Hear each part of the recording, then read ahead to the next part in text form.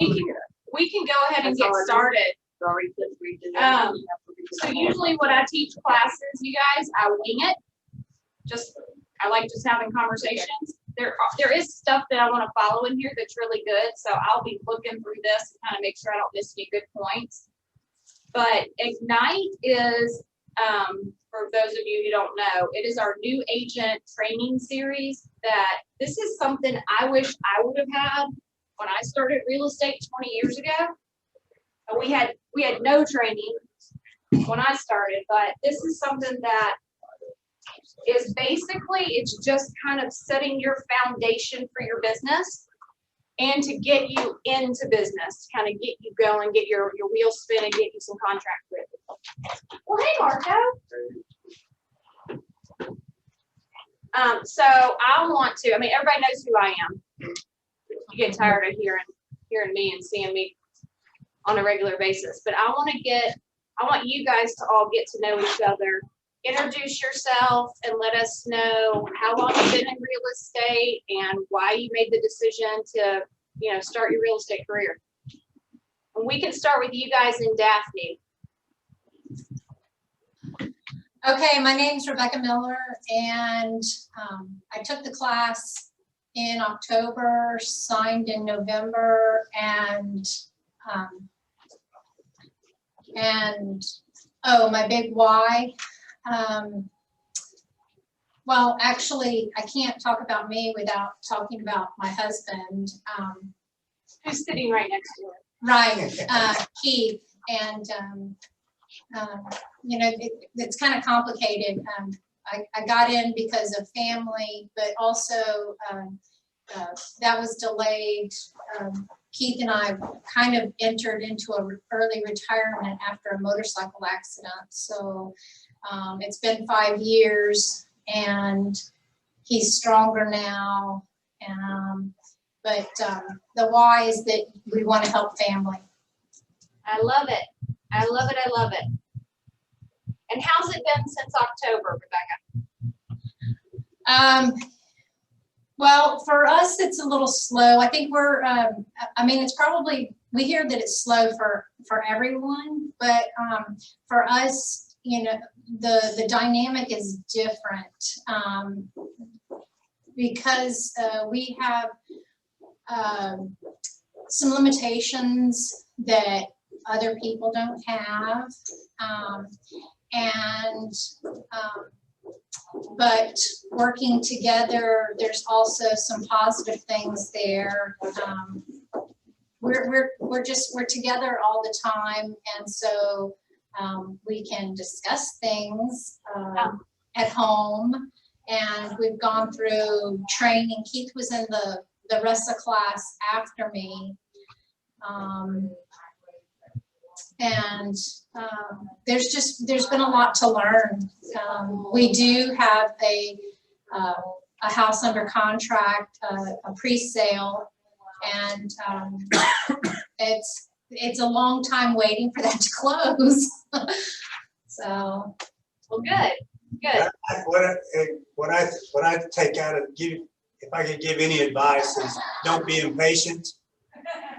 Take the time early on to learn the fundamentals, Command, Paragon, the MLS, and take every opportunity of every downtime moment to learn something. That's right. Yeah. When it starts, it's going to start big, and you're going to be overwhelmed if you don't know what you're doing. Yep, and time block. Yes. Mm-hmm. All right, great. Who else do we have over there? My name is Jason Montgomery. I'm not actually a licensed agent. I was recommended to take this class by Ron Budarazzi, who has been my agent for, I think, 7 years now. Bought and sold at least 5 homes, maybe 7, now that I think about it. So I'm seriously considering getting my license and getting into the business. Very nice. Well, welcome. We're glad to have you. Thank you. Is that all? It's just the freebie, right? Right here in the room. Okay, great. Now we're gonna get to our people over here. You're in the middle of something, aren't you? Marco, you wanna go? Yeah. Introduce yourself. How long you been doing real estate? Why are you My name is Marco. talk louder, sorry. I've been doing real estate for a year and maybe less than a year and a half. I think why is Comfortable happy, supervisor? and to Okay, just making sure. better. Yep. Not better. I love it. I love it. I love it. Scott, is this your first time taking Ignite? This is Your second. Yes. This Ignite though has been restructured. I think when you took Ignite, it was the old format, so this will be good. Scott, you go? Yeah, Scott Myers, I've been here for about 6 months. Just like one here. Love it. Miss Paula Dow. Paula Dow, very real estate for September, I think. Yeah. Right before game. Right before Sally. And I'm here because even though I've done a lot of the training command and stuff, like I still have to put some things together. Yeah, that are still separated. So and that's a lot I have to learn. So yeah, this will put all those pieces of the puzzle together. Absolutely. Lukia? Do I say that right? Yes, Okay, good. yeah, that's right. Good morning, everyone. Deal with Keller Williams. I've been on about 2 months now. But in real estate, I've been active for about 3 years. My big why, and I'm just gonna say, I want to purchase a Denali for cash. Also, pay for a home and buy a vacation home in Jamaica, where I'm from. So I have a very big reason to go why. Yeah. To go hard. I mean. Also, I do want to create a team, so I'm just trying to get myself structured and organized. So when the time comes, I'll be able to recruit and be able to make Keller Williams a dream place to be. I love it. I love your big whys. Don, everybody knows Don, but we do have a guest, so if you want to introduce yourself too. I'm Don Mays, I'm your corporate rep, and I'm finishing my 14th year in real estate, and my 8th year with Keller Williams. Where were you before? Well, You were with Roberts Group. I did 5 years with Robert Sprose before Keller Williams, and then 6 months before that with the Prudential now Berkshire, which is great. That's great. So I've seen a few models. I like it. So, the whole why, that's something like you guys hear a lot. It's not just in real estate. People ask you your why. It's pretty much any business where you're a business owner. Based. What I've learned in 20 years is my why constantly changes.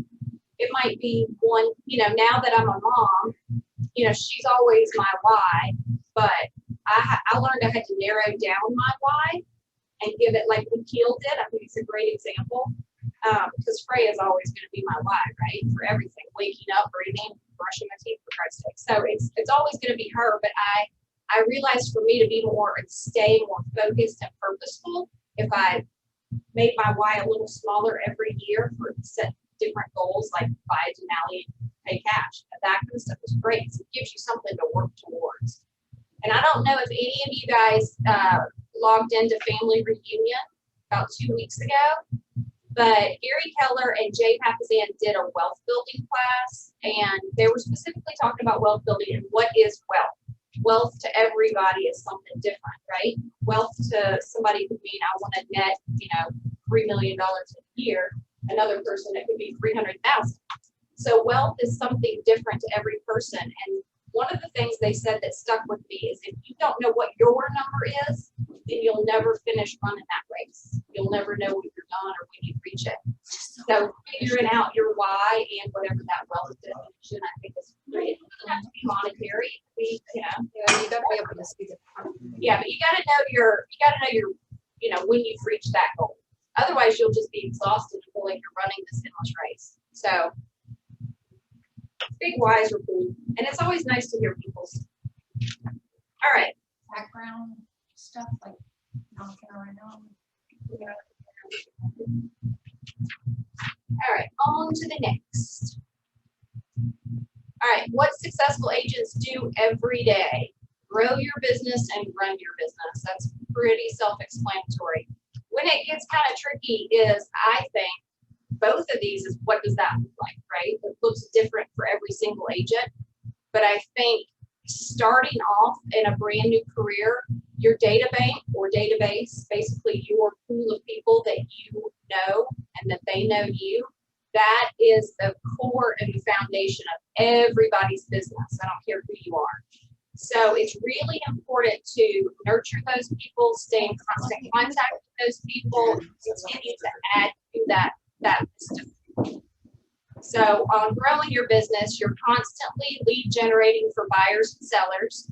And that can look like a million different things, as you guys all know. It could look like making phone calls to your sphere of influence. It could look like calling for sale by owners or expireds or door knocking, but you're constantly on a consistent basis doing that every week.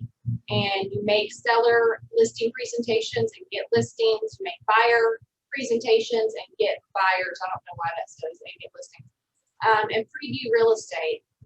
As a brand new agent, I think previewing property is crucial, especially down here at the beach, but really everywhere. So when you're just getting started and you don't have, listing appointments and buyer showings scheduled in the afternoon, after you've gone through your time block in the mornings where you lead generate in whatever format you lead generate, and you give yourself 30 minutes in command, whatever those activities that you're doing every day, schedule in place of those client appointments, schedule yourself to go preview properties. If you know you want to specialize in a certain area, or like me, when I moved here 4 years ago, I had no idea what vacation condo resale looked like. I had sold in Midtown Atlanta. It's a completely different animal. So I became obsessed with every afternoon. I had a buddy and we would go preview condo buildings. So when I did have that buyer come along, I was informed and experienced in at least being physically there in the building. Another way to accomplish that is to ask other buyer agents if you can just tag along and silently watch them as they show. Yep. That'll make it easy because you've already got the showing appointment. They've got showing appointments, and you can watch their methods and how they interact with their buyers. Yeah. Now, Tanya, before you go on, I think the most important thing you're going to say today, you said it, and it's not even listed on that screen here. You talk about database. Yep. Database. I'm wondering, of the agents in this room, where in their database is? Is it in their head? Is it a scrap of papers? Is it an Excel spreadsheet? Yeah. What about you, Rebecca and Keith? Where's your data bank?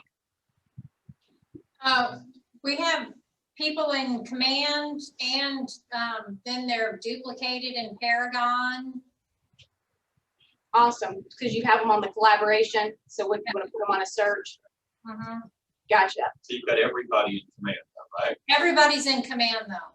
That's great. That's a win. That's one place that you can go and you can build on it and continue to expand it. Good job. And answer me this: when you uploaded those people that make up your data bank, where did those people come from? Were they people in your phone? Were they? And then we've added, when we meet people, we try to get them in there that day. Perfect. And then we've also added tags. That's been, we've enjoyed using the tags. That's a game changer. Do you have a goal for how many people you're going to add each day? No, we have not gotten that far. Well, you're about to going through tonight. I want to hear from the other agents because everybody doesn't have it in command. I got to tell you, that's not the case. But Yeah. Where are we with that? Who else is in that? That's our guest. Okay. He's not licensed yet, so this is all just gonna be new. What about you, Paula? Where's your data bank? Mine are in command, but they're not Paragon. I hadn't opened that actually, but I have somebody to add to a search from that Yeah. Yeah, and for people who aren't familiar with the Collab Center, that's what it's called, right, in Paragon, like we have in our command technology where we can set people up on a neighborhood search, right? Paragon that we pay through the MLS, you can set people on, put it in Collab Center where you set specific criteria based on what they're looking at, very specific, and they get email updates if something goes, newly listed on the market, if something goes pending or if something, sells. So they get automatic updates where you don't have to look at it every day and send it out. One of the nice things that you can train them to do it, and not everybody will, but when you're using that collab center, you can see what they're like, they go through and mark them and like them and discard them. You can see on the backside what they're liking, and that helps you know how to focus what you're sending and what you may want to show them. Yep. Perfect, perfect, perfect. All right, so run your business. You have to do both of these categories and everything involved, being an agent every day. So you got to market the listings that you have, show buyers the houses that they're looking for, negotiate contracts, transaction management to closing. So basically, anytime something goes under contract, it's really when our job really, really starts, is that's the whole management from taking it from contract to close. Communicating with the title company, with the mortgage company, scheduling the home inspection, negotiating the repairs, doing a buyer final walkthrough, making sure everybody has a wire transfer information. It's really just about keeping the whole process in check and keeping those third-party vendors, more importantly, in check and making sure they're doing their job and what they need to do to get it to close at a timely manner as well. Everybody needs to set goals. I think goals are super, super important. It goes back to like what we said that Gary Keller mentioned. If you don't know your number, you never know if you finish the race. Attend training and get coaching. I think this is big, but one thing that is easy as a new agent, specifically with Keller Williams, since we have so much training in the office, virtually, through KW Connect, and there's so many different classes. I think it's important to connect with somebody, maybe in leadership or another experienced agent, and pace yourself with the training.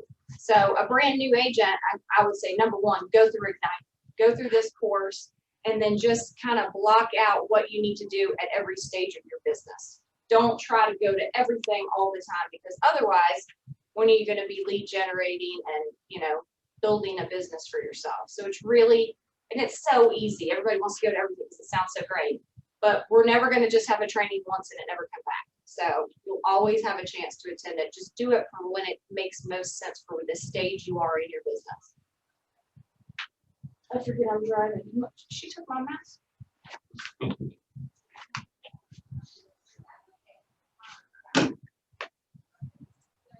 All right. What is Spark? Hold on, they said it in here. Like I told you, I haven't taught this one yet, so bear with me. Usually I just have a conversation with you guys. And I did read it because I liked what it said. Spark is the overarching goal of Spark is for agents to get an appointment with a buyer or seller. This will set you up to sign a contract in 30 days so you can again achieve the life that you imagine in real estate. So basically, this week is Spark, the first week of Ignite. So we would love for at the end of this week for every single person to say that you've written a contract with a buyer or a seller. That could be the new listing, that could be a home go under contract, whatnot. I like it.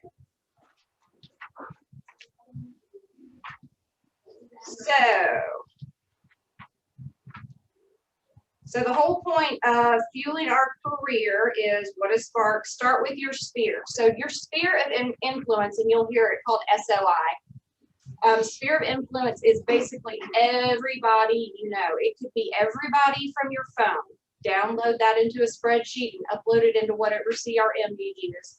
It could be your community HOA roster. That's a big one for a lot of people. It could be all your contacts at church. It could be your dentist. Literally think of every aspect in life that you know people. It could be your kids' schools and their extracurricular activities. It could be just basically everybody in your life that you know and come in contact with is your sphere of influence.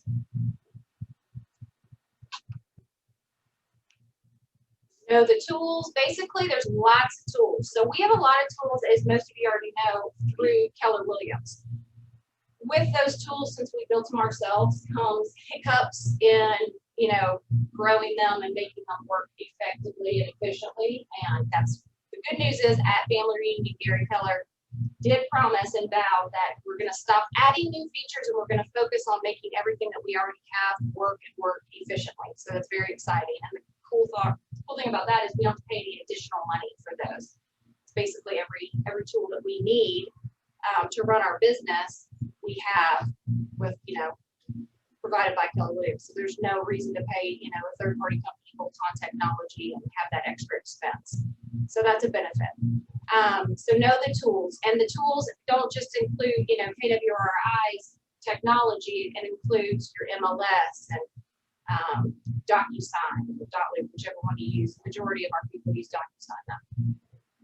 Prepare for success, recap ahas, and daily success habits. I think we're going to go through each of these, so let's go to the next.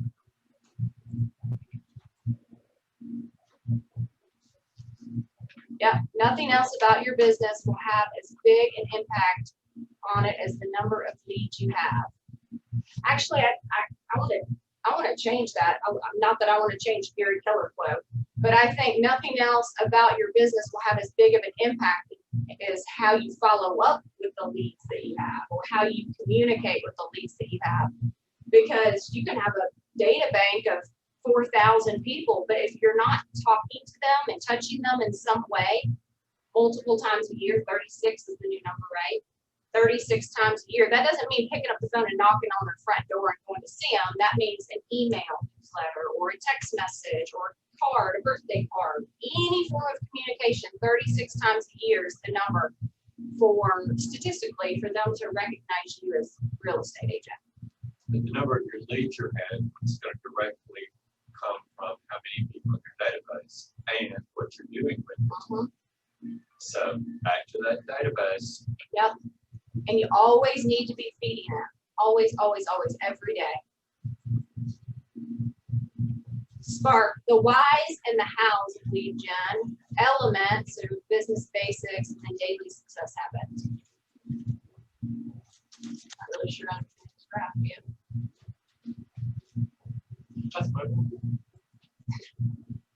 Start with your sphere. All right, your sphere. Basically, I should have just talked slower. People you have met in one way, shape, or form. So I have a question. When you guys meet a new person, so say you're out to dinner and you strike up a conversation, waiting for a table or something, do you guys make a point to build a relationship in that short amount of time, or try to gather, build some kind of connection? Yes, we would like to. Yeah. Try to listen to them first and see where you can connect some aspect of what they're saying to yourself. Like, I spoke to a gentleman yesterday, and he lives in Hunter Street subdivisions, and I used to live in Hunter Street subdivision. So I'm like, hey, I'm from that neighborhood too. And then they took off from there, and I gave him my card, and he read it, and we made a connection from there. So I always try to listen first before I say, hey, I'm real estate agent, give me a call. Just try to listen and see where you guys may have something you can talk about. Yes. Were you able to get the information?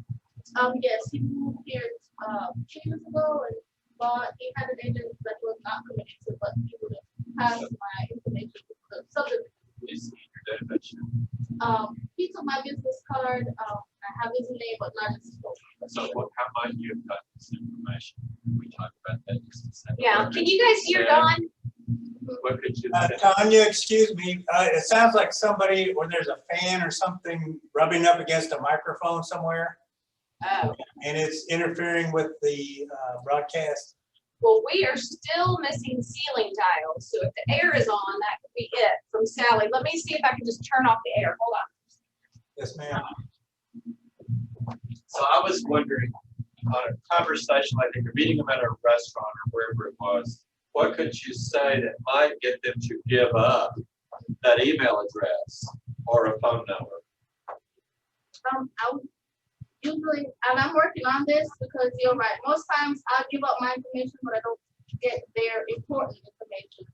So do you have an idea for a script? Yes. So is it okay if you don't already have a realtor that you're committed to? Can I add you to my database so whenever the time comes that someone is looking to buy or sell, I'd be the first person you go to? Is that okay? That's a good response. You know what I do? I'm like, oh, dang, I'm out of business cards. I'm so sorry. I've just been giving out so many lately, and I'm about to place a new order. Can I just grab your information real quick? And I have my phone, and I save them on my phone. I very rarely hand somebody a business card unless I don't really care to talk to them again. I'll give them a business card all day long. But I always get their information, and I'll lie and say it on the business card. You could also say, hey, do you mind, could I send you some information about homes that are selling in your neighborhood? Yes. Everybody wants to know about their neighborhood. And so if you put them in command and do a little, is it called a neighborhood watch? Neighborhood, neighborhood search. Neighborhood search. It'll Neighborhood it'll automatically tell them about what's happening in their neighborhood. So you're offering to give them something of value. What is that? Say again? What is that on your call? Command, neighborhood nurture. The other thing too, even if you guys don't talk about real estate, because I've never been that type of person that, like, I'll let them know what I do, right? But I don't throw it out there just because that's just my comfort zone. So based on our conversation, I don't care if they said they have a dog or it has I don't know, growth line spell or whatever. I'll say, oh my God, I have a great vet. Let me have your contact information. I'll get you connected with the vet. Or if they said something about Sally damage and they still had a fence that needed to be replaced. It doesn't have to be directly about buying and selling real estate. It could be any kind of, you always want to be the resource for everything home related, really, right? And remind me to tell you about that great idea you had and how I heard about it on Family Radio too. Anyway, so it's just making it part of the natural conversation. And you said the greatest thing, which is one of the key things to being great at real estate, is listen, listen, listen. Listen, Linda. What's that YouTube video that went viral? Anyway, so basically everybody you meet. So always add to that database. That database should always be growing every day. Do we still want to get your contact and add them to our database if they already have somebody they know and do business with? Yes, I do. I just put them on a different contact. So I might even, you could put a note in there, works with another agent. Maybe you just send them a quarterly newsletter or a monthly newsletter, or just something. So they get that. Yeah, that's fine. Absolutely, because I wish I could quote the NAR statistics, but how many people say, it's like a huge number, way over 50%, close to 70%. So they had a good experience with their last realtor, but they don't remember who they were. That's right. Because that agent doesn't follow up. Okay. So if you're there sending them things, you're going to be the one they call. And their agent is one of those majority of agents who doesn't follow up. When they need your services, you're going to get the call because they remember you. And they love consistency. They'll thank you for, like, thanks for sending me that. I know I don't reach out, but thank you. I love getting that newsletter. That's exactly what happened. Yep. My sister-in-law's sister, they just bought, they're looking at $1.8 billion homes in Montgomery. Yeah. The only reason they wouldn't use me is because there's another realtor that's just been sending them property. They never have bought anything with her, but she's been sending them property for like a year. And it's not harassing. It's not harassing. It's basically just sending them information that they want. Now, it's harassing if they say unsubscribe me and you continue to send them stuff. Well, that's illegal. Then you can't do that. All right, the way, stay in touch with your sphere. I like this. I wish they would have put the actual time on here, but I like this thing. Jason Abrams came up with this, and people moving, it's like a 3 to 7 year time frame, right? Is the moving trend.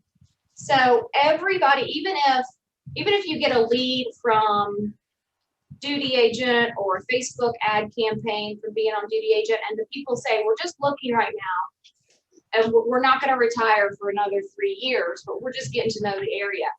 I have witnessed a lot of agents just take that as a bad lead. That is not a bad, actually, there's no such thing as a bad lead unless it is inappropriate email, whatever, I guess the question is, do you intend to be in business 3 years from now? Yeah, exactly. That's the question. If you couldn't hear Donnie, so the question is, do you intend to be in business 3 years from now? Well, then that's your future business. So it's all about identifying where on that curve are they in their buying and selling phase, right? So their timeline basically tells you how often you need to be in touch with them and what you need to be sending them. If they're just getting to know the area, send them neighborhood information or festival information. If they have kids, school information, and ask their permission. First of all, is it okay if I contact you once a month or once a quarter? Find out how often they want to hear from you, and then do it consistently. Have your data, your system remind you, okay, it's time to call this person for their quarterly call, and they will be looking forward to your phone call after you do it for so often. They'll be like, I love hearing from you. Thank you so much. But it's basically just about understanding where that lead is, and then knowing how to nurture them, how to take care of them in that time frame. Practice the Ford method. Has anybody heard of this? Yes. Ford, yeah, it's been around for a while. So You just don't know what to say, there it is. family, occupation, recreation, dreams. How do you use this? How do you use the Ford method in your business? Anybody?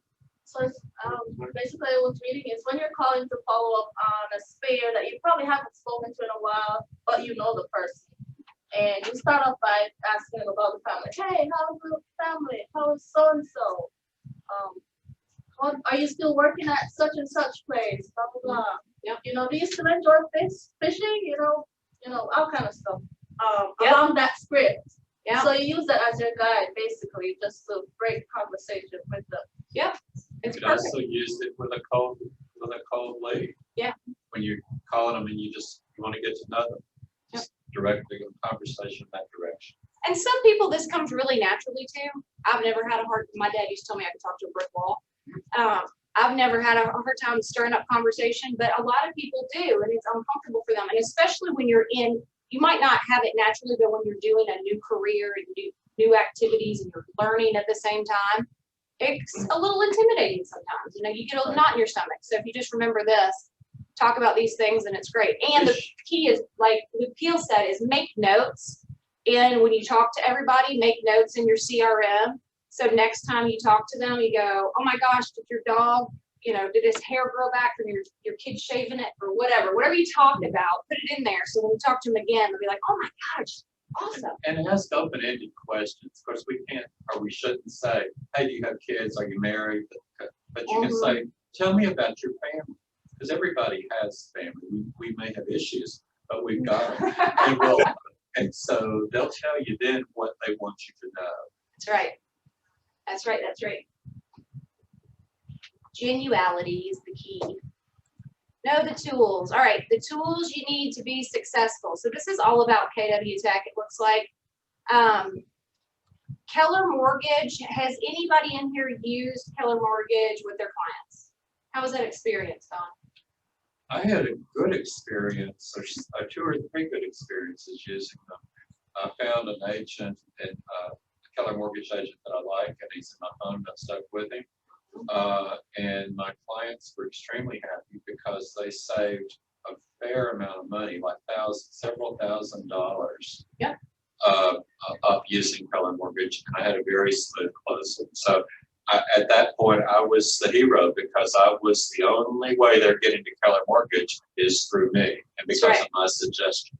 So for those of you who don't fully understand Keller Mortgage, so Keller Mortgage, since we are the largest real estate firm in the world and also still privately owned with zero debt, our founder is able to give us certain value propositions that other companies can't have. One of the things he provides us is a nonprofit mortgage company, which is Keller Mortgage.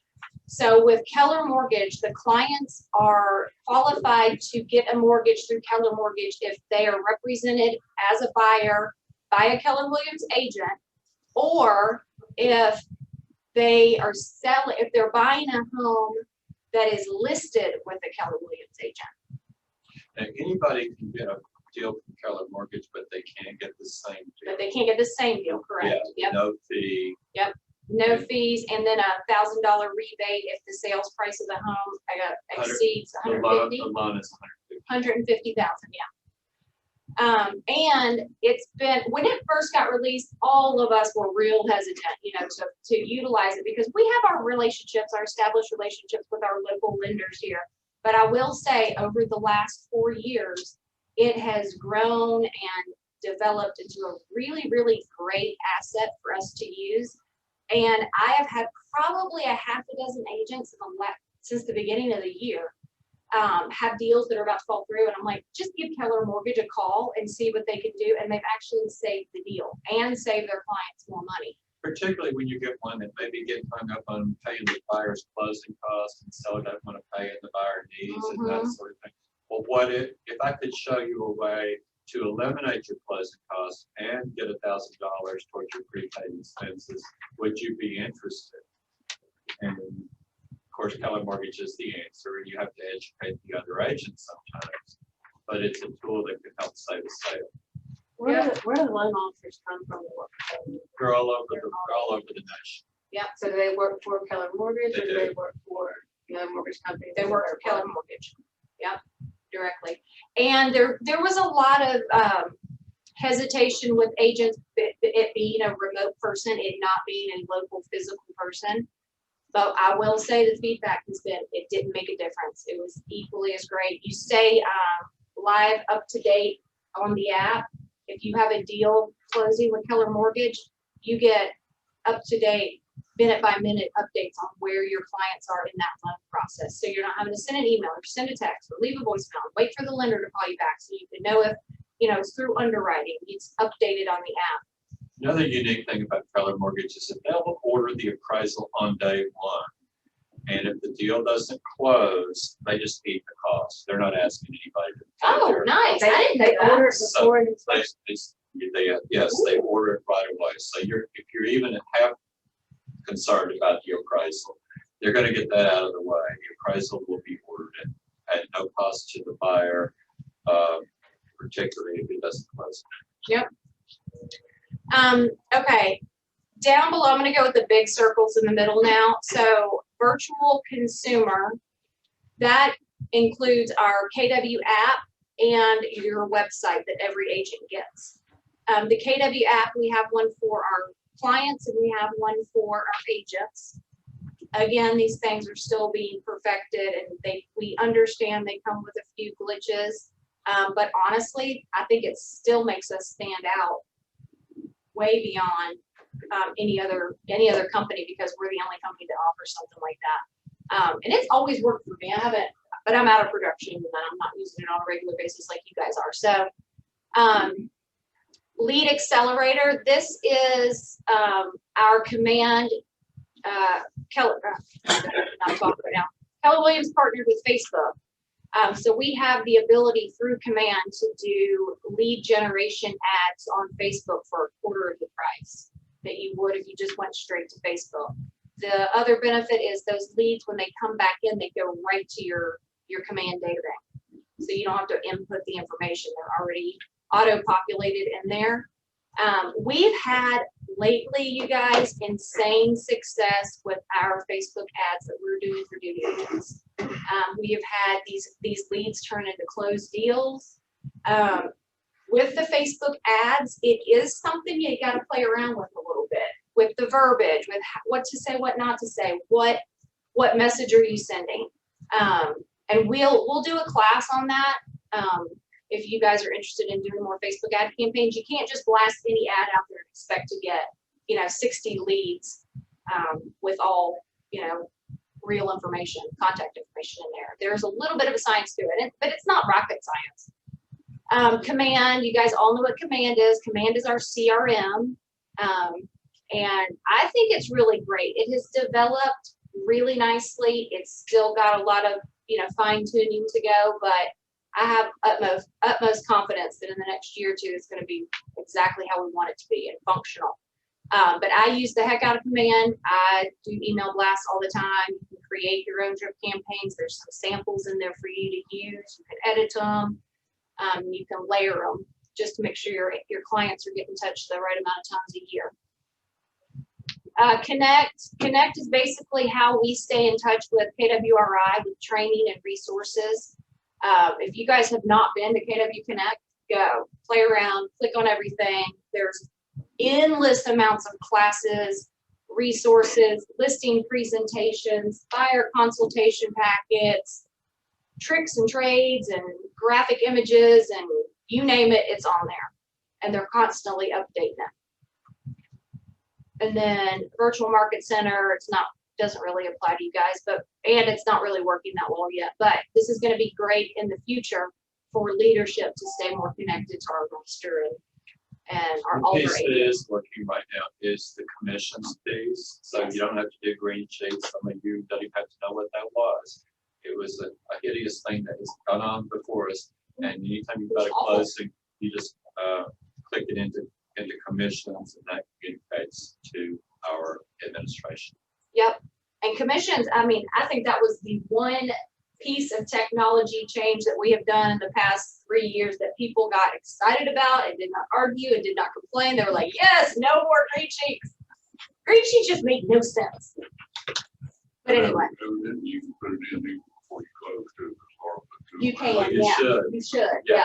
Put it in there as soon as it goes under As soon as contract. it's under contract, go Yep. ahead and put it in. Because that'll trigger all compliance to get done and approved and yeah, get all that stuff done as quickly as possible. All right, Command, your integrated end-to-end Keller Cloud platform for running and growing your business. This is just a screenshot of Command. You guys, it's really easy to navigate through. It's really similar to an iPhone in the way that there's little icons for every app. So this with the people, it's all your contacts, and I think this one right here is tasks or something like that. And then there's opportunities and smart plans and notifications.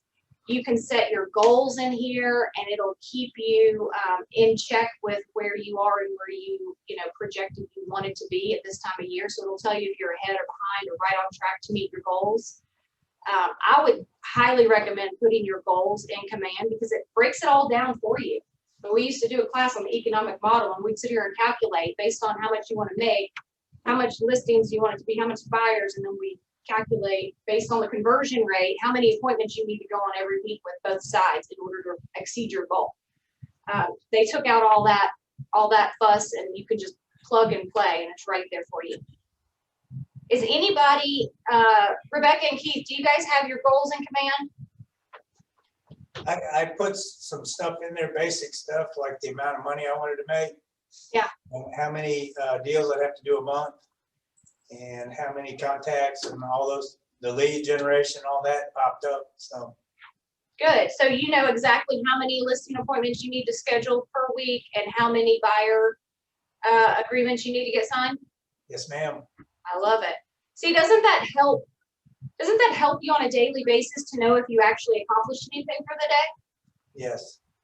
I mean, it just helps me a great deal. If I know exactly what I need to be doing week by week, day by day, it just compartmentalizes what I'm trying to do big picture in a much attainable way.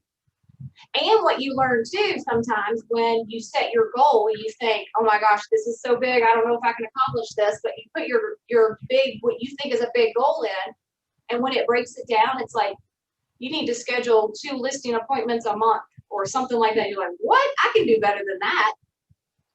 So you end up raising your goal because you realize how attainable it actually is. All right, database, start with your sphere. We kind of already talked about this.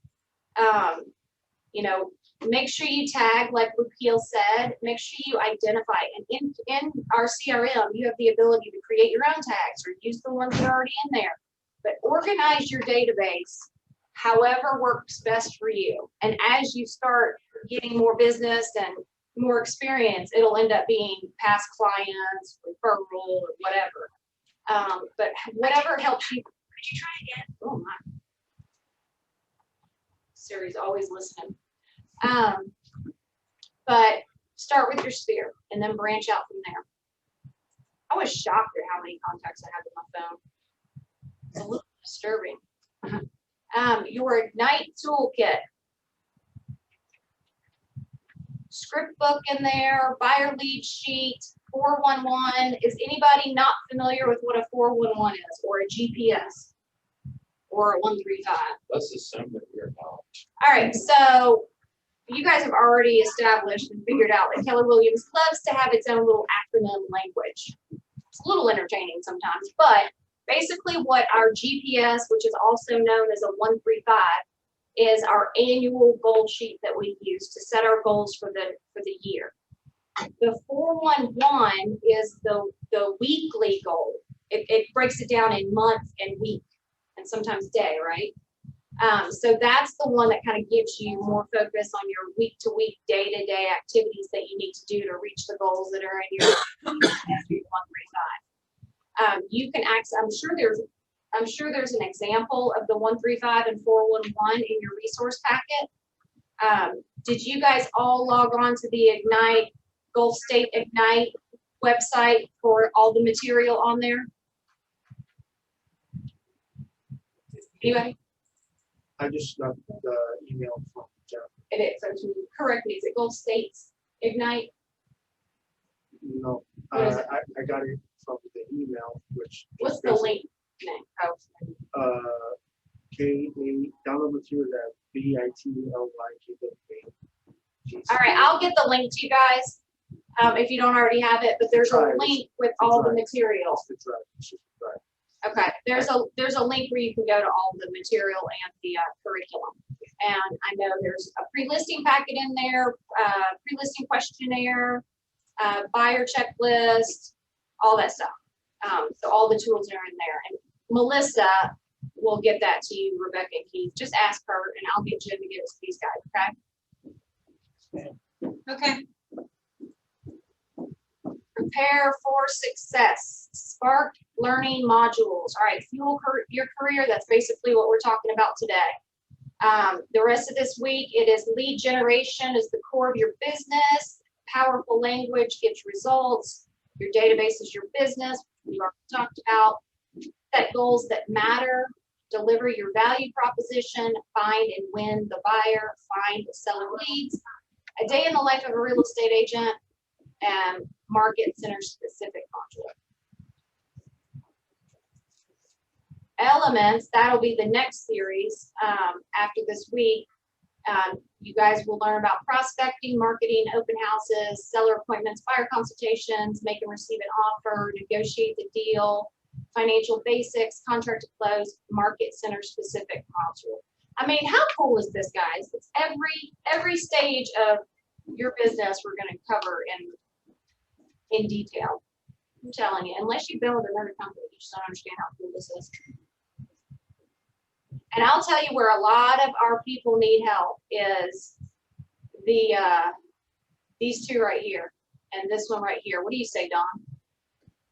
Which two? Make and receive offer, negotiate the deal, and then contract to close. Yeah, and I will be back personally to teach the negotiate the deal segment. I think that's at the end of March. This already March. So maybe one of the last days of this month we'll get to that. Yep. I'll be teaching that. And contract to close. We'll follow that in early April.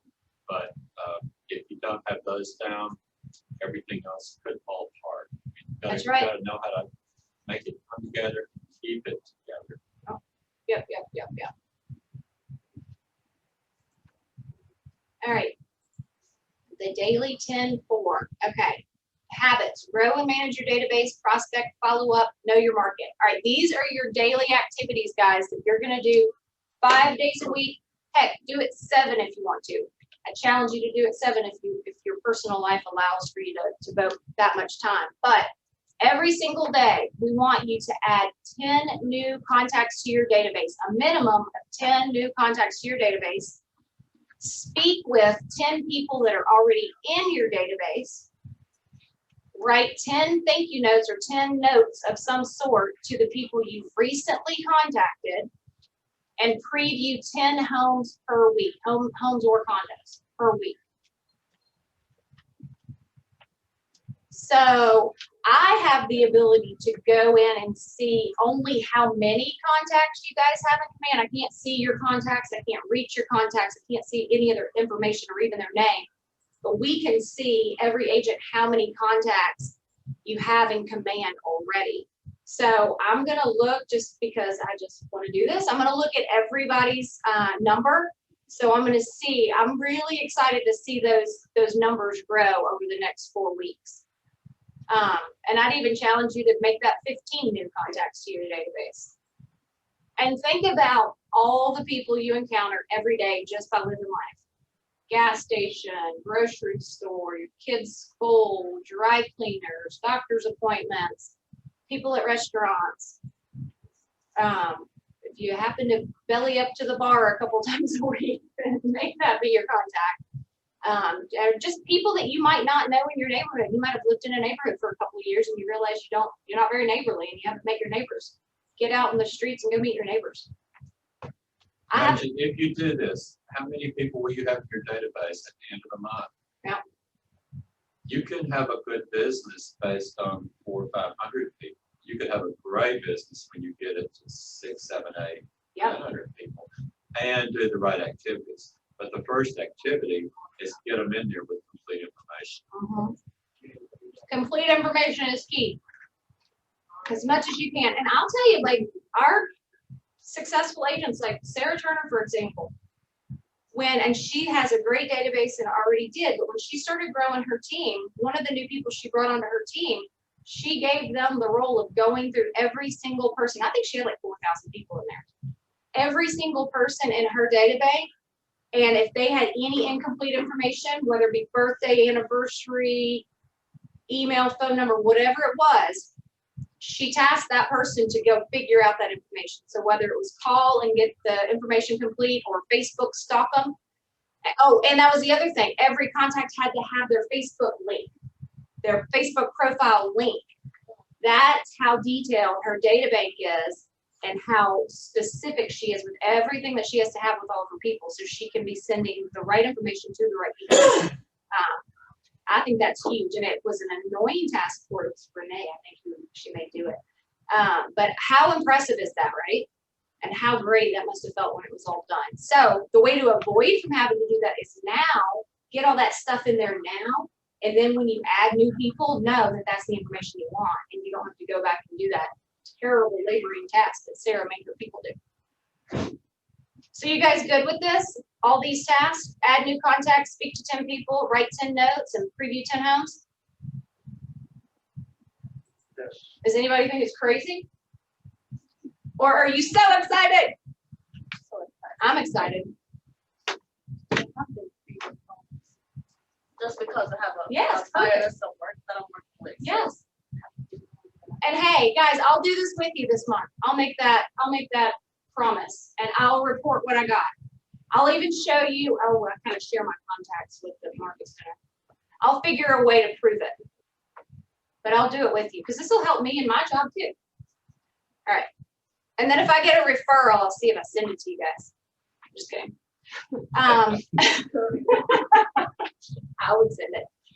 Make the most of Spark. Divide the rest of your day between grow your business and run your business. I think you should do this anyways, right now. I think you should do this every day. Divide your days between grow and run your business. And I think that's what every successful agent does with their calendar. And every successful agent's calendar looks different. They might do their lead gen in the afternoon on some days, and then others do it in the morning.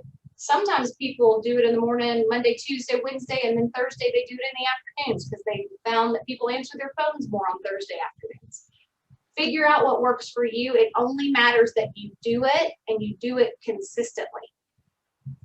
And consistent, because that's the key, right, Don, to the activities. It's all about the daily activities that you do consistently that pay off in 3 to 6 months.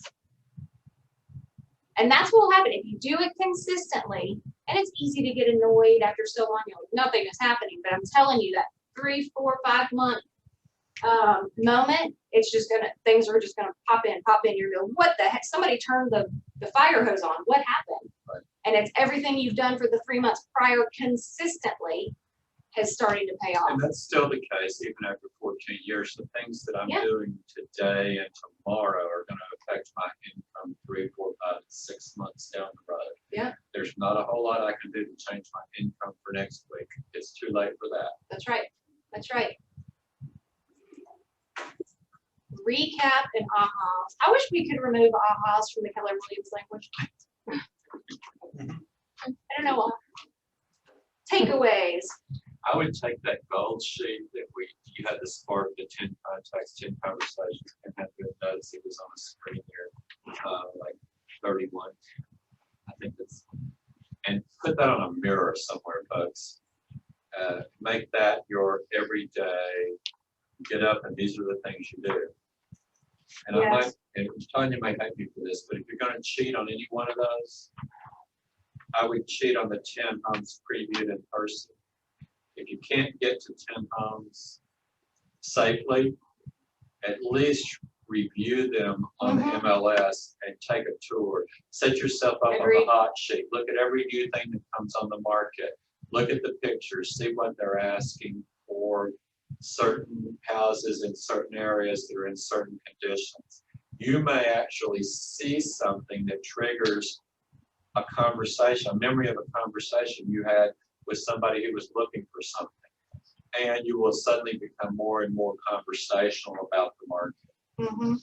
So if you have to go virtual with previews, or at least part of the time, do that, but do not cheat on the context added conversations and notes, because you will absolutely be cheating yourself. Yep, agreed. Hey, how many of you guys use social media as a form of lead generation and communicating, getting your name out there? You do? Scott, do you? Right, I gotta leave last week. I just gotta say, it's a game changer, guys, especially in today's market and time and everywhere we are in the world. It is a game changer, and it can look like whatever you want it to look like. If you're not a person who likes to personally be on social media and, you know, send the world pictures of your dinner, then don't do that. Just set a business page and start friending as many people to your business page. A lot of people recommend that you only create a business page and only do stuff through your business page. I didn't do that just because I already had like 5,000 people on my Facebook as my personal page, and to recreate a new business page and add those people all over again just seemed like an exhausting task for me. So I just am very politically correct on my page, and I focus on that page to be more business. And then I, of course, post an obnoxious amount of pictures of my adorable 6-year-old daughter, but that's just, you know, people have to get over that. It's just cute. But I would definitely recommend, if that's something you're uncomfortable doing, get uncomfortable or get comfortable with it, because it pays off. I mean, I get referrals. I got over the weekend, I had an agent from Seattle who, I don't know how I became friends with him, but he's another agent and he needed a referral. He has people looking to buy a house in, 3 months. So people pay attention. So, and then it's just, again, with everything else, it's consistently post about, good roofers in the area, or good experience with a mortgage company, or things that people want to hear about, and automatically have them connect you as the, real estate know-it-all toolbox, basically. And do that in your neighborhoods too. Be that resource for your neighbors. All right, anybody else learn anything, or you're just tired of hearing me talk? I didn't learn some. I mean, I learned some stuff today, but I was doing my daily type of work, and I think if I could, I wish I got out of this mindset of script practicing.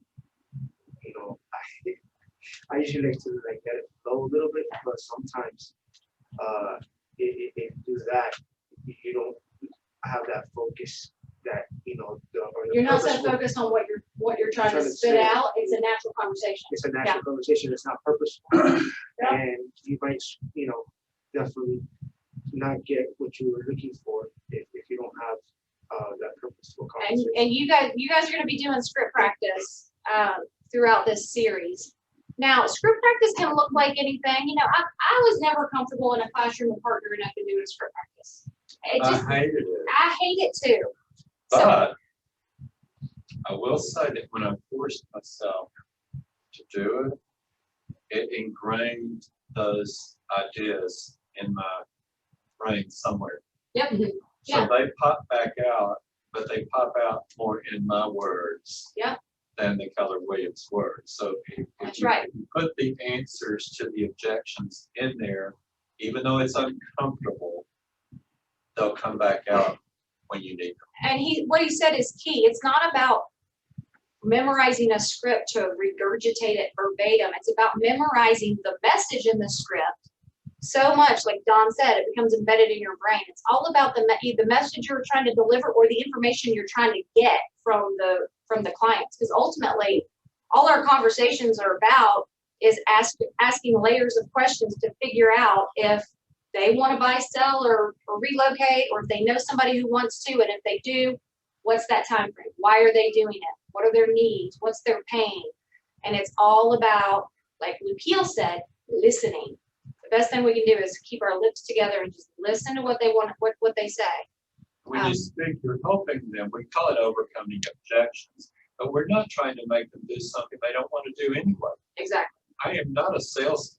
I will die telling you I am not a salesman, but I am a customer service agent in real estate. And if I know that you want a new house, I can help you get there emotionally, financially, and practically.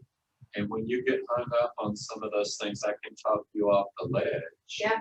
But I can't make you buy a new house if you don't want to. Yeah.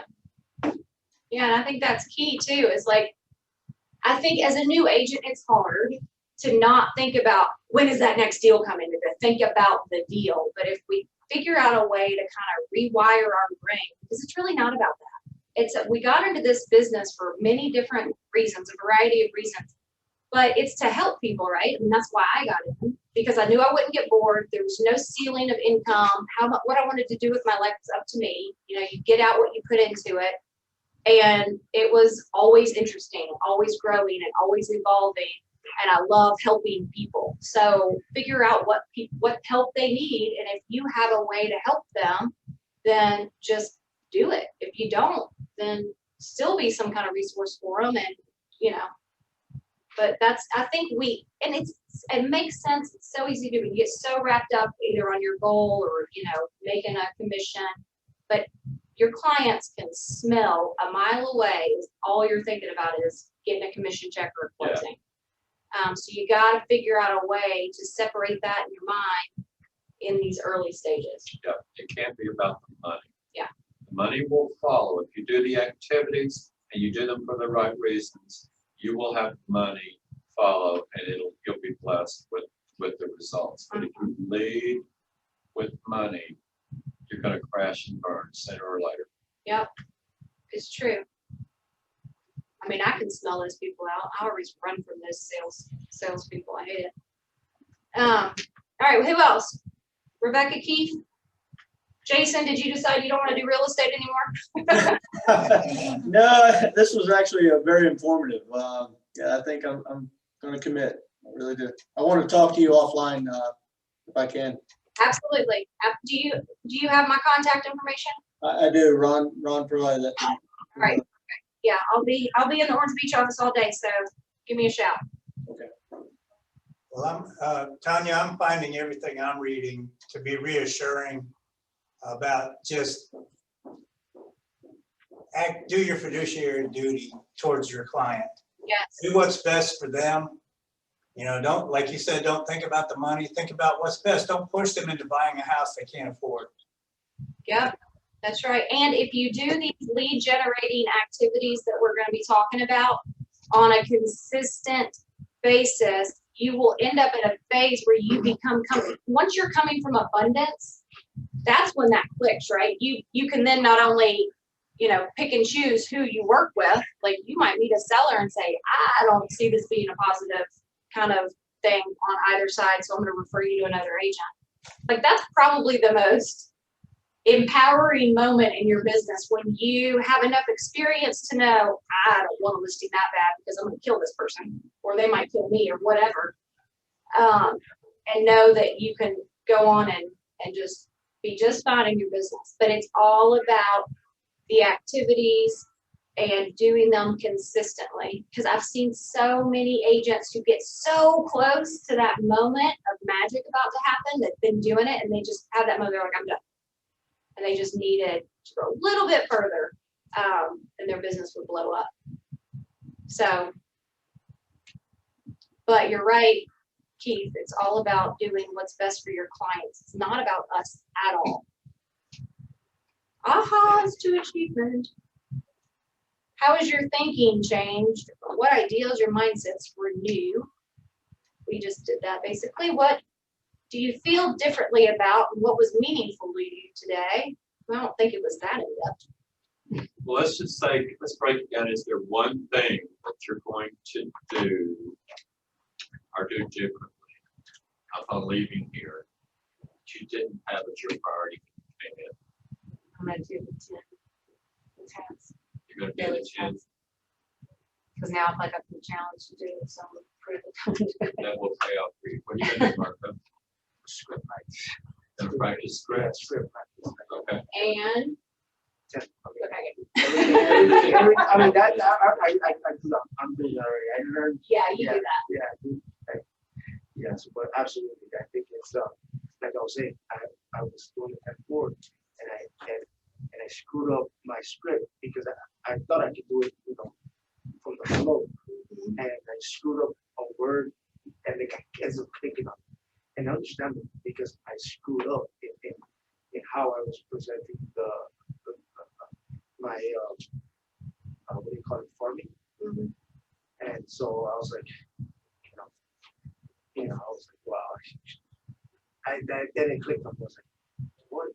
Because he had said a word, and that word got stuck in my mind, and all of a sudden So you off track? it threw me off track, and I was. And he was probably still talking and you weren't hearing anything he said. No, actually, Did you when I think said it, about then he that? just stopped talking, and I was like, is there anything different? And he just didn't say anything back. And I hear. So with script practice, Marco's talking about script practice. So what I've done in a class, and some of you guys might have attended this, and I'm happy to do it on another day this month, but since I'm the kind of person that hates like, hey, Paula, ring, ring, ring, that scenario. I don't know why it drives me crazy, but I would put on speakerphone and make the class give me a phone number, maybe a FSBA or expired, tell me what it is, and I'd put it on speaker and they could hear it first, right? They could hear me have the different conversations and try to get everybody in the class an appointment, but we do that together. We could do it that way. Or I would, years ago when I was super like afraid of everything, I would be in the mirror, and because somebody said, people can hear if you have a smile on your face or whatever, and I was like, I would smile and talk to myself in the mirror, and I realized how goofy I look and sound, but it was helpful because you didn't hear the difference in your voice. Or call a family member, call a friend. I would call my sister and do that years ago, and then record it. There's all these apps you can record yourself. And I'll tell you, that's a game changer. If you hear yourself recorded and how the conversation goes, that's a better learning experience than anything. Good. So, When you make those calls, I've always found it helpful. I like to stand up. Of course, I'm a mover too. But yeah, if I'm standing up, and then if I'm new at, I used to do it in front of the mirror, so I look like, raise the eyebrows, and you're going to raise the tone of your voice. You're going to sound more exciting, and that's just going to be more compelling yeah, than sitting here in a chair and. Yeah, How are you I've done doing? that. Tell me about your family. yeah. It's not like talking to your grandma. You make it a little bit more exciting. Yeah. Oh, my grandma was pretty exciting. She was wild. We had to tame her. And that's another thing too, guys, and I've said this in so many other classes. Do what you enjoy doing. I don't like cold calling. I'll do it when I realize I'm behind on stuff and I need to add.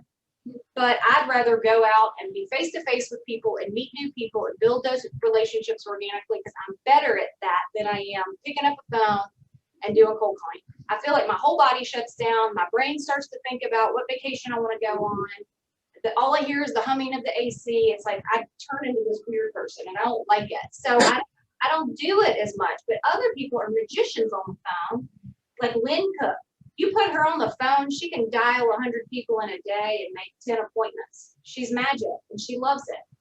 But find out what your niche is and then do that, because we got into real estate because we want to do what we like, right? So do what you like. Experiment, figure out what that is. The low-hanging fruit is already in your telephone. Yes. If everybody in your phone gets into command, that's the first step. So Rebecca and Keith, you guys are all familiar with command or everything. So there's a point in here where it says go and demo. You guys are already in command and you don't need a demo. Right. Do any of you guys, I know you're in command, and there's a whole nother class for that. I don't want to turn this into a command, whatever. Do you already have your people, your database in Yes, I command? do. You have not wasted time. Can I brag about Lucille? She came on board and she just jumps in head first, fearless, and I know you're out there networking like crazy. And she's a dual career, people. Wow, okay. She's seeing that Denali every day. That's right. All right, what's next? Daily success habits. Does anybody have anything they do every day, like an affirmation or a sign on their mirror or anything like that? No? Well, I'm trying to start one because I'm bad about this because I have a 6-year-old and my mornings end up being crazy and me running around and wanting to kill her because she's a princess and has to have everything done for her. But my mornings are kind of crazy, so I've decided to be more purposeful when I have insomnia and wake up at all hours, that I do something positive for myself, either mentally or physically. When you wake up? So I wake up, my natural alarm clock is 4 a.m. So for a while, it's just been, I like the silence because I have no silence in my life. So that's my own silence. And I'll just sometimes just listen to silence. It's fantastic, right? Have a cup of coffee. But now I've started, I'll go ahead and listen to the Think Like a CEO podcast, and I'm going to start working out every morning. I've been doing it for the past week, so I'm doing it again. If I'm going to be awake, I might as well do something positive. I might not feel like doing it, but it makes me so much more effective and productive the rest of the day because it puts me in the right mindset. It gets me going on the right track. Otherwise, I'm just off track. So if there's something you can do, and a lot of people, it always drives me crazy. It makes me feel like such a failure when you hear the successful people go, well, I pray and I work out and I have my alone time. I'm like, who has that much? You must not have kids. Who has that time in their life, right? But I'm trying to do a little piece of that to kind of help give me some kind of mental stability on a daily basis is really what it's all about. Because by the end of the day, I'm ready for a cocktail and I'm ready to wind down. The last thing I want to do is work out or feed my brain more. So I would do, like, I want to put a sign. I'm trying to figure out what the quote is going to be. And I think it's going to be 1% better today. Because that was probably my biggest, like, oh my God, I love that from family reunion. Because I think we overwhelm ourselves with all that we want to accomplish and have to achieve and all the, the jobs that we have to do personally and professionally. And my mind gets all cluttered. And if we just break it down, just like, we do in our goals, all I got to do is 1% better today than I did yesterday. Then we're doing better than the rest of the population, I think. So that's what my sign's going to be. Anybody else going to do something, or I'm just the only lone wolf out there? Marco, help me out here. I bought an Etsy board that I try to organize myself a little bit more. Etsy, like the app? Yeah, there's like I guess you go to Etsy something and buy this board that has all these columns where you put all your leads and the contracts that you're going through and all that. It's really, really cool. I thought. I know what he's saying. Yeah. Andrew had one. It's a board he ordered off of Etsy. And you can customize it's a dry erase board. Yeah. And you can customize what the columns and everything are. Whereas me, I use the dry erase board and a ruler and I would make the lines and the columns myself. But I'm like Marco, I'm very visual, and I would always have to have my pipeline on a board that I can see. I mean, I have a pipeline in command that's a couple of hundred people, right? But those ones that are like the next 30, 60 days, I would always have to have those visuals. So I would just have that constant reminder, like, that's my pipeline, that's where I am. Or I don't know why, I just needed that. And some people are wired differently, and you put it in command, it starts doing your daily activities, and you just focus on today.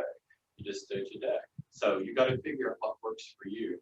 Yeah. But I would challenge you, your calendar is your life. And I don't know if we're gonna have a segment on that at Ignite, but it's certainly one of the bold laws that if it's not on your calendar, It doesn't it exist. doesn't exist. So therefore, if you're gonna add 10 contacts every day, you probably need to, what we call time block. Yep. And have an hour and a half or 2 hours a day and put this for adding database, adding information to database, add a time every day for conversations. And then when somebody says, can you meet for coffee? Well, there may be time to meet for coffee, but you need to rearrange something. Yeah. It doesn't mean you do away with your contacts added in one meet for coffee.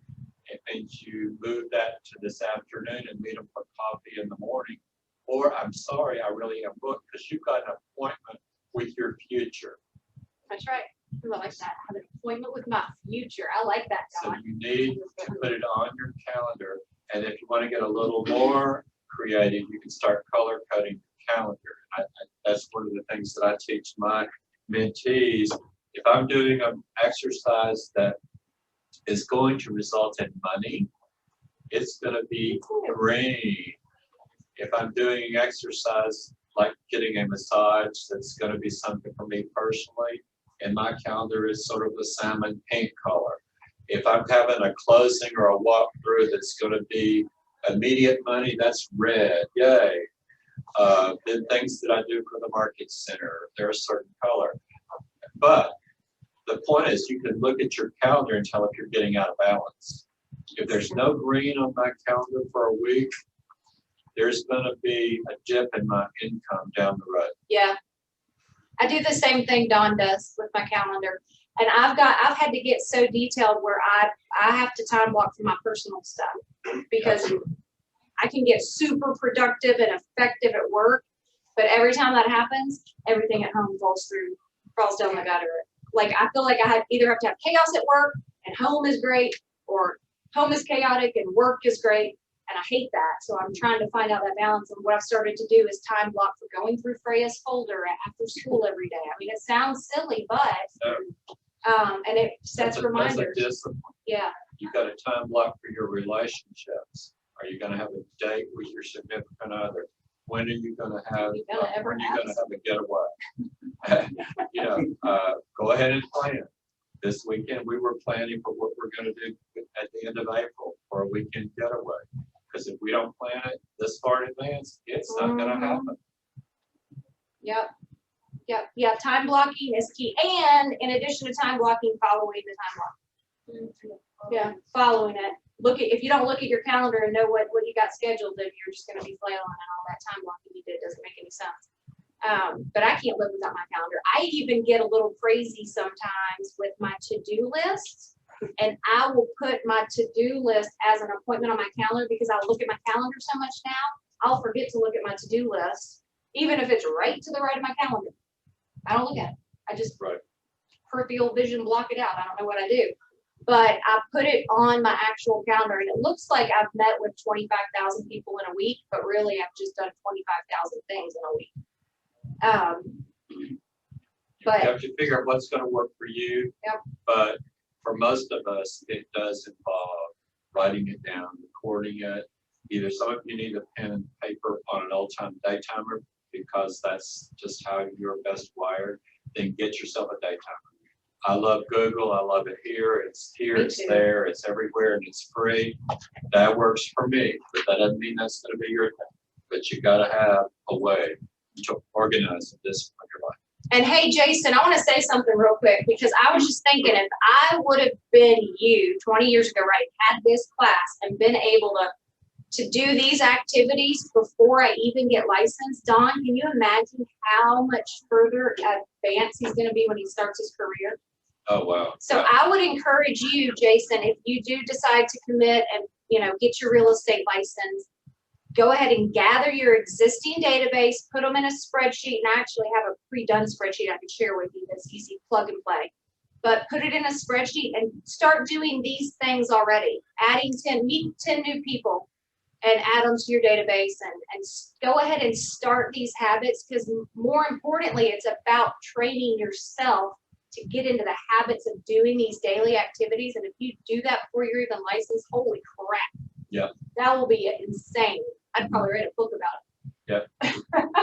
I agree with you. Actually, the conversation I was having inside my head was just that. Yeah. All this advice I'm hearing from you guys and the success from you guys is, what can I do now to start? So, yeah, good. Yeah, We'll do that's that. it. Databases. I like calling it the data bank better, but yeah, data bank, because that's it. So yeah, that's exciting. Man, that's really exciting. We should do that with every new agent. All right, what's next? This is the one I put on my mirror, or that just passed. Yeah, that's the one you would put on there. I agree. Don said he would put this one on his mirror. And heck, I'm in my car more because I go back and forth Orange Beach, Daphne. I'd put a Post-it on my car too, somewhere on the dash. All right, scripts. Why is it important to learn, internalize, and personalize scripts? We kind of already touched on this. It's not about sounding like a robot and sounding like a salesperson on the phone, blah, blah, blah. It's about understanding the message and the objective of the conversation and doing it so many times that it becomes second nature. It's like riding a bike, or it's like driving to and from Daphne. Half the time I make it to Daphne, I don't remember any of the in between, right? My body's on autopilot, which is a little scary, but that's what it's really all about. It's about, muscle memory and understanding really what you're trying to accomplish. Lead generate. So you need to script practice for a lot of different things, right? Lead generating, uncover motivations. I think this is probably the most valuable part with script practice and the most skill set required. And it is learned, but you can't learn it. But to uncover people's real motivation takes asking the right questions, and it's layers of questions. And like Lukiel said, shut up and listen. It's about really listening to their answers, and people won't give you the reality of a situation typically in that first two questions. It's about digging deeper about, why they're moving and finding, I hate to say it this way, but finding their pain. So if you're calling a FSBO, for example, for sale by owner, and you want to know, how's it going? Why are you moving? I'm getting relocated for a job. Oh, that's great. Congratulations. When do you have to be in your new place? It just depends. Oh, okay. So when are you going to start your new job? Well, I started in 2 months. Well, what does it look like if you start your job in 2 months? Is your family going to stay here? What if your house hasn't sold? What does that look like financially for you to have a place in your new location and still be covering this mortgage? Really dig deeper. And you gotta get comfortable sometimes with making people uncomfortable. But what you need to understand is that people move away from pain and toward pleasure. So anybody that's going to be buying or selling a house is going to be doing one of those two things, if not both of them. But maybe the pain is that they have 4 kids and they're living in a 2-bedroom house. Or maybe the pleasure is they got a promotion, they got more money that they don't know what to deal with, and they want to impress all their coworkers. Keep up with the Joneses. So it's up to you to know how to deal with them and help keep them motivated. You need to know which is it and what is it. If I were selling Tanya a house, I would be concentrating on what is it going to mean to Freya's life. Mm-hmm. And maybe secondarily, how is that going to affect her mother? Because I know that her mother's a part of her life. And those are big things with Tanya. And so if it wasn't going to go down good for Tanya's people, it's not going to go down. That's right. That's right. And I mean, I think this all goes back to just really figuring out we're helping people. And you got to remember too, sometimes people are going, like you said, away from pain. Like this is a painful experience. It might be a divorce. It might be a death in the family. And when we remember like we're dealing with real life humans who go through real life events and we approach it from that way, then you're genuine and you're sincere. And that's all people want. People work with people they trust and they like. Trust and they like. So if you're trustworthy and likable, then you'll be fine and you're sincere. And that's why, when COVID happened, all we were telling you guys to do was what? pick up the phone, call your entire data bank and say, are you okay? And check on. Yeah, are you okay? How is this affecting you? I can't imagine what this is like for you. Is there anything I can do for you? We had agents dropping off toilet paper on people's doorsteps. I mean, dropping off groceries, dropping off bottled water. And it's really about caring and not, what I was telling people was do not call and ask for a referral. Not in this time. Call your people and make sure they're okay. It's what we did with our agents when Sally hit, right? We as leadership came together and we called every single person on our roster, figured out what their damage was and what we could do to help and get them through it. It's just, we're humans. Just be genuine. And then close deals. This is important for script practice for so many ways because a lot of times people are afraid to ask for it. And they'll have a great conversation and get to the why and understand their clients or potential clients' perspective or objective. And they'll end the conversation, say, it was great talking to you, and never ask for the business. And then wonder why down the road they went with another agent and they're like, well, I just figured you were too busy because you never even offered to help me. I just assumed you were just too busy. And Tanya, I don't know if we have a couple of new agents in here, but one of the things I discovered with new agents is sometimes they are afraid they're going to get business because they don't understand what they're going to do with it when they get it. Yes.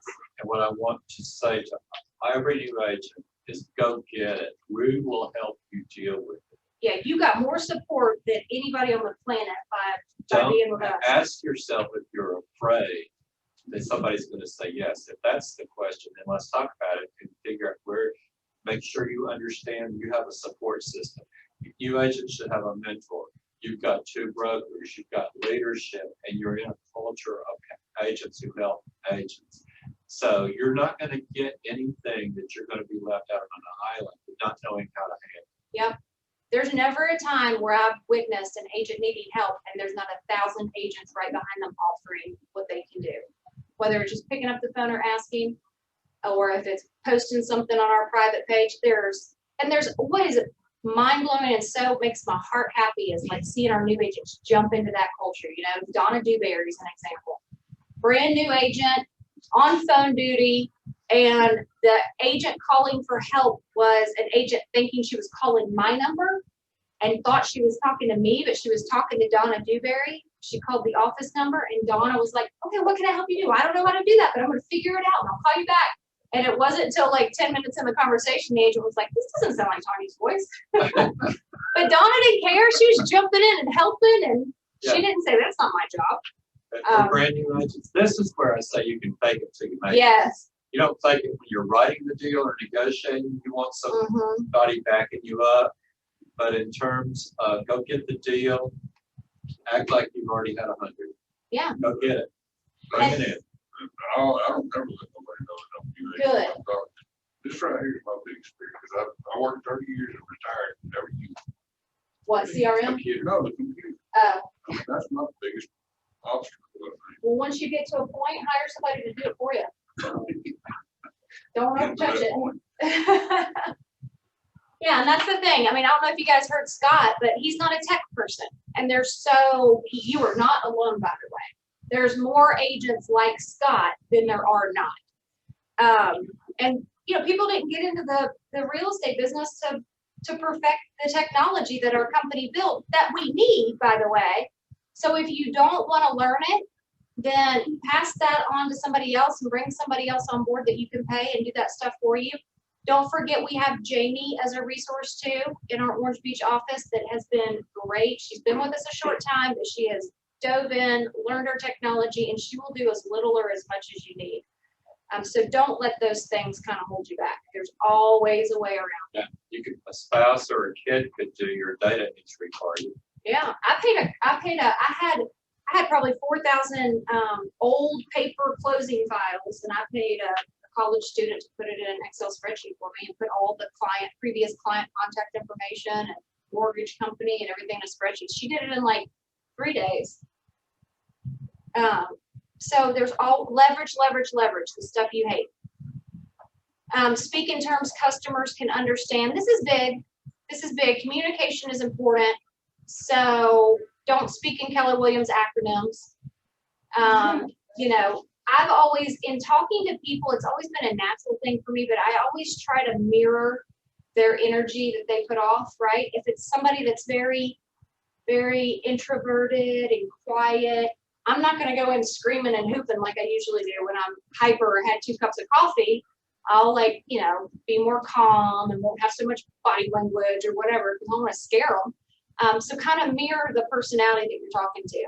And sometimes that's difficult to discover over the phone, right? So if I was scheduling an appointment, a listing appointment with a FISBO or Expired or something like that, I would always ask them. I would try to figure out, am I working with a high D or am I working with an I or an S, right? So I would ask them, hey, you know, tell me before we meet, I want to make sure I utilize both of our times to the best of my ability.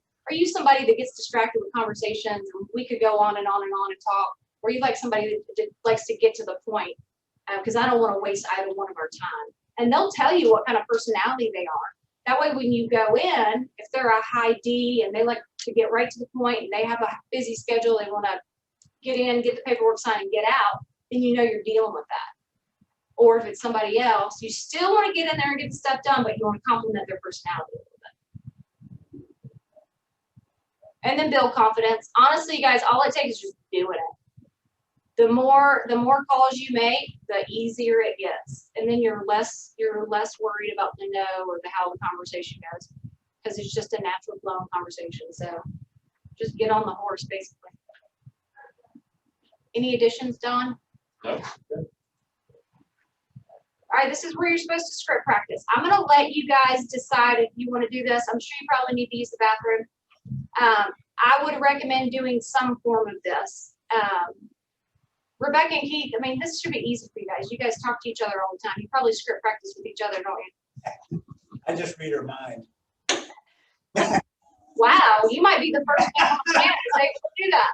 I'm probably the first husband to say that. No, I don't believe it. I don't either. Just trying to speak that into reality. I like it. Or pick up the phone and call somebody.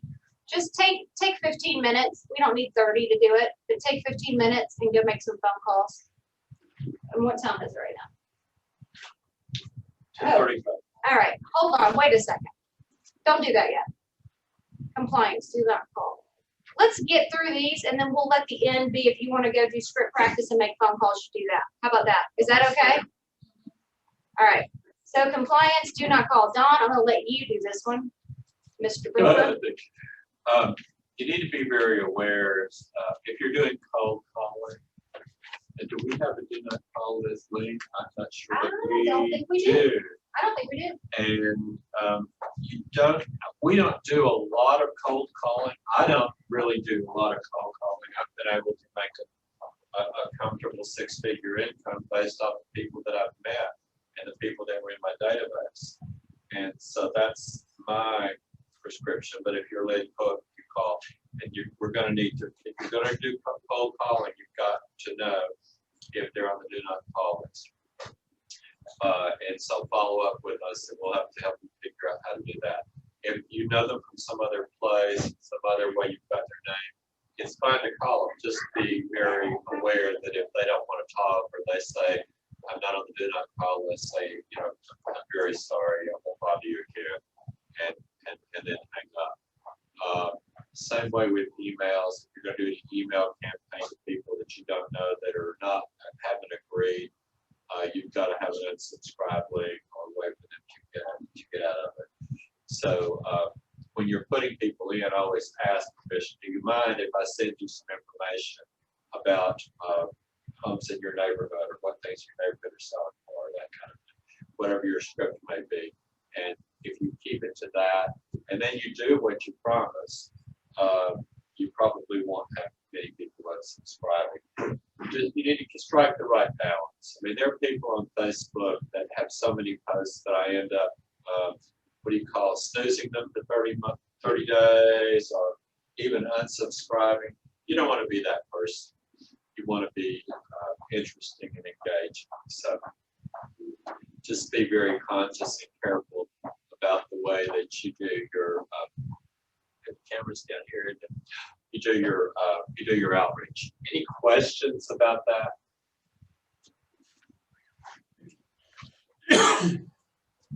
Yeah, you said you guys don't have the registry with the company? To my knowledge, we don't have a subscription. Is that is it a cost or something? Is it a cost? Or is it, can anybody just go in there and register? Well, most sites that you'll go to get people's phone numbers, like Land Voice or Spokio, it'll list on that person's contact information if they are registered to the do not call list. If you're paying for leads or getting them somehow that way, then that's not. Yeah. Should not be an issue. I might like over, I'm kind of sure it feels option anyway, it says they're on my call. It's not a Exactly. sales order, please don't believe it. Exactly. Yeah, it usually And does. it's a Usually simple that's conversation like that. Yeah, just don't call more than once if they happen to say they're on the do not call list. But like Don said, if you're receiving a lead from any source, someone raises their hand because they want more information about something, that is them reaching out to you to get that information. So whether they're on the do not call list or not doesn't matter because they're reaching out to get that Right. information. This is if you're just literally cold calling. All right. Real play, lead generation, calling with scripts, 1 hour. My goodness, how long is this class supposed to go? Yeah, just till 11, right? All right, so I like this part, you guys. I like this real play. This kind of goes into what I was saying about making live calls in the classroom. And when I ran the team, we just had 10 people, whatever. I don't know if you were with the team at this time, but every January 1st, we did a huge call-a-thon with the team, and we were all mostly hungover from New Year's Eve, I'm not gonna lie. But January 1st is the #1 day for expirations on listings for expireds to hit. And I guarantee you, nobody's working on New Year's Day. So we would meet in the office early in our PJs, and we would get on the phone with expireds and see who could make the most amount of appointments. And it was every year when we do that is super, super productive. We used to do it as an office too, and Stacy would go around and check how many calls people made and give out prizes. But I participated in the office one, and I got 3 listings from it within, a month later. But doing it as a group, I think is helpful at times because you get to hear what other people are saying and you learn from their conversations as well. A lot of people say it's distracting, and it could be. So don't do it all the time. But I think doing it in group settings is really beneficial for everybody involved. Plus, it triggers you to make the calls because you sit and you see 20 other people doing what you're afraid to do. You're pushed then to, okay, why am I being such a scaredy cat? I'm gonna make the call and get this over with. And they kind of push you and motivate you to keep going.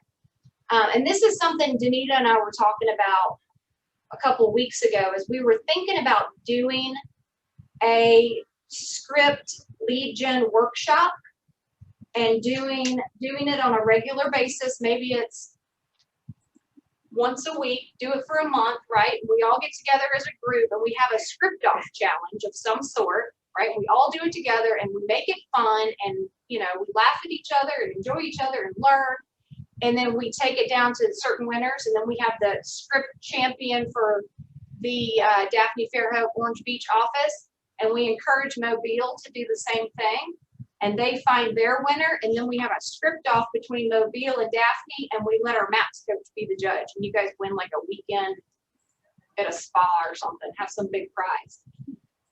But imagine the business that you would get and the appointments you would set. And then how much better at the end of that month you would be at lead generating and having the conversations that you need to have. Does that sound like a nightmare, or does that sound like something people would get on board with? Because really, we're all in the same boat. We all hate it. We all dread it. We all need to do it. Makes you do it. We're not lone wolves in this. I mean, I can have the conversations. I still don't like doing it. What do you think, Rebecca? Would you guys like that? Well, I agree with you. We dread it. Yeah. But we got to do it, right? Yeah, we got to do it. Might as well make it fun. So, I mean, if we, I think with more people, and I definitely think that it would be a learning experience, and, you know, if we share in each other's misery, then we'll actually get it accomplished. That's right. And won't it make you feel better knowing, okay, it's not just me. I'm not the only one that doesn't feel like And I think there are so many new people that there can be a lot of benefit. Yeah. And Danita and I were thinking about doing like her and I doing the role playing, right? And we create these different scenarios, or you guys can tell us the different scenarios you want us to act out. And we make the fools of ourselves, right? And we stump each other and we stumble and we do what we got to do to give an example. And then you might hear us make live phone calls and hear us do it with actual leads. And then we'll do that on speaker and let you guys witness what the other side of the phone sounds like when it's not your voice, right? And it kind of takes that fear away. Because you know, Danita and I are not afraid of making fools of ourselves. It's kind of our specialty. But yeah, I think we're going to plan something like that. We're not going to do it in March, obviously, because March is filled with Ignite. But I think it would be a good thing to do in April, since you guys are going to be completing Ignite and have all these amazing scripts and have all these new contacts in your data bank. I think that would be a cool thing to do. Yep. But anyway, real play. They wanted you to do that for an hour. I would do 15 to 30 minutes of script. If I was a brand new agent, I would do 15 to 30 minutes every morning of script practice with another agent or with a group of agents. So find a buddy who wants to do script practice. Do it every single morning for a few minutes, and then I would time block 2 hours minimum for lead generation, whether that's calling your SOI, calling for sale by owners, calling expired, aged expired, or if it's door knocking, whatever it is. See, I did better with door knocking than I do calling because it's a face-to-face. I can do face-to-face so much better than I can over the phone. I feel like maybe because I can read their energy, I see the expression on their face, if they're like, oh, don't come to my house. But I know what I'm dealing with better. So I would do that, script practice first thing in the morning, lead gen a minimum of 2 hours, and then I would set my afternoon blocks for appointments. And if you're not able to fill those appointments, those blocked appointment times would be previewing properties. Update contacts and follow up. We basically already talked about this. It's like cleaning up your database, right? Go in there, make sure you have the right name, email, phone number, any birth date, anniversaries, Facebook page link, anything like that. And then make sure you have a plan of follow-up for that person. So they're already on an email drip campaign, right? But in that plan, do you have the system telling you when to call them again?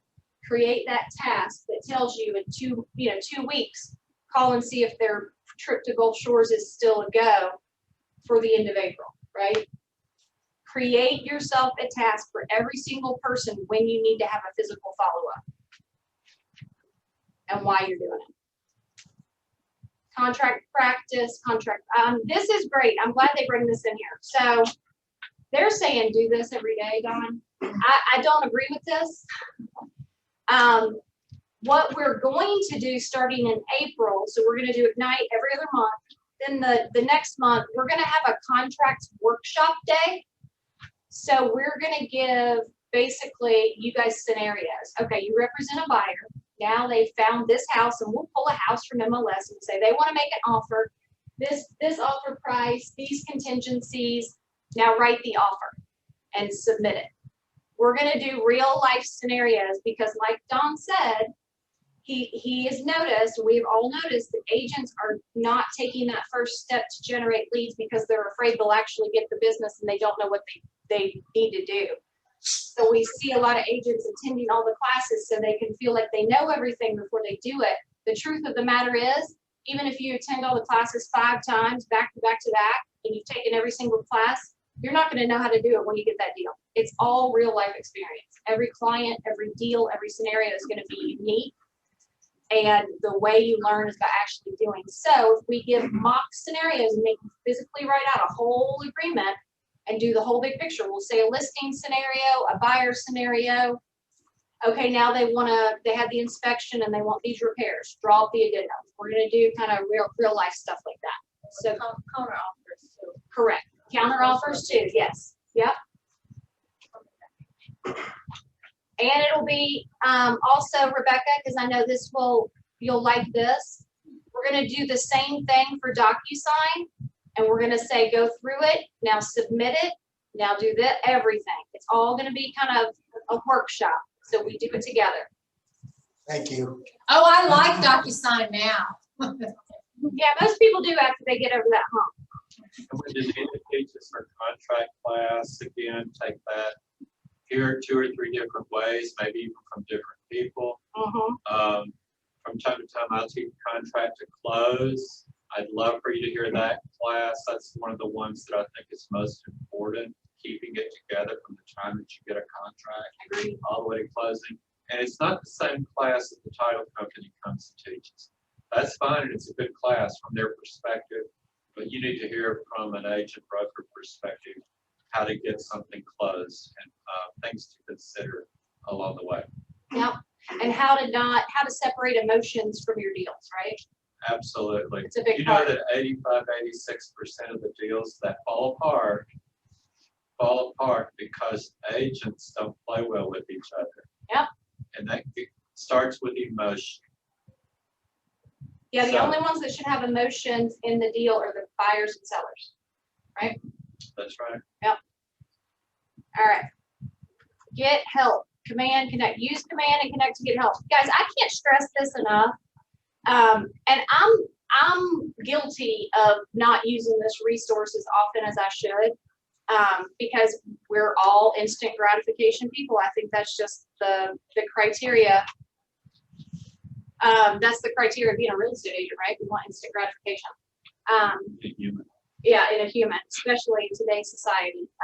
But there's so many resources on Connect and through Command.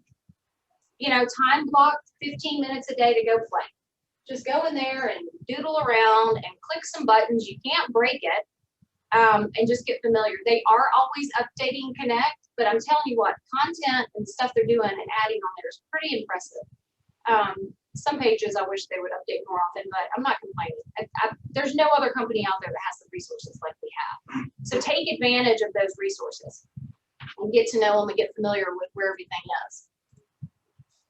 Make your success list. Your success list or tasks written as observable actions, or are they written as results? Make your success list. I like that. Not a task list, not a to-do list, a success list. And you know, we as agents can get bottlenecked in the, oh my God, I have so many things to do, and there's all these tasks on my list that I have to do today. And we do all those tiny little tasks, right? But we don't do what's time blocked on our calendar because we put those tasks as a priority. So what that needs to be flip-flopped. If you do create a success list, your time block thing should be the first thing on there. Follow your time block calendar. Everything after that or in between that can be everything else on the list. And it goes back to Gary Keller's book that he wrote, The One Thing. If you guys have not read it, read it, read it, read it, read it. Listen to it on Audible. It changed my life. I'm actually going to read it again. The One Thing. Basically, ask yourself, what is the one thing I can focus on today that in doing so will make everything else unimportant or unnecessary? So we tend to focus on all those little million things we have to do in life, when if we just focused on that one thing that got us to our goal, we generate whatever we time block for, right? All that other stuff doesn't matter. It's arbitrary because we're focusing on reaching our goals, making the money we need to make to support our families, to have the life that we want to have. And it's really just a distraction from doing the stuff we really know we need to be doing and don't want to. Am I the only one that does that too?